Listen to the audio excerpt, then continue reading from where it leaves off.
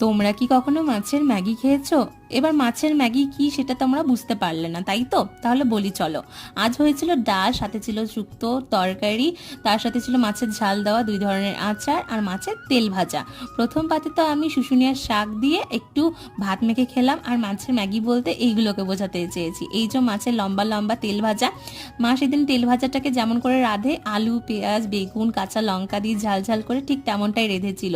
আর সাথে ছিল মাছের তেল ভাজার সাথে এইরকম বড় বড় একদম চর্বি।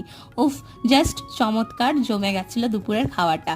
আর আমি আজকে অন্য কোনো দিকে হাত বাড়াবো না, মানে ওই কাঁচকলা আলুর দিকে বা ডালের দিকে হাতটা বাড়াবো না, সোজা মাছ আর মাছের তেল দিয়ে পুরো ভাতটা আজকে শেষ করব। আর মাছটা ছিল দুর্ধর্ষ, কিন্তু আজ এই মাছটা এই আচার মাখি মাখি খেয়েছি, কারণ আচার মাখি মাছ খেতে আমার দারুণ লাগে সত্যি বলতে। আর মাছের ঝোলটা হয়েছিল চমৎকার। আমি মাকে বলেছিলাম সরষা দিয়ে পাতলা পাতলা ঝোল করো, আর ঠিক তেমনটাই করেছিল। চলো ভাতটা শেষ করে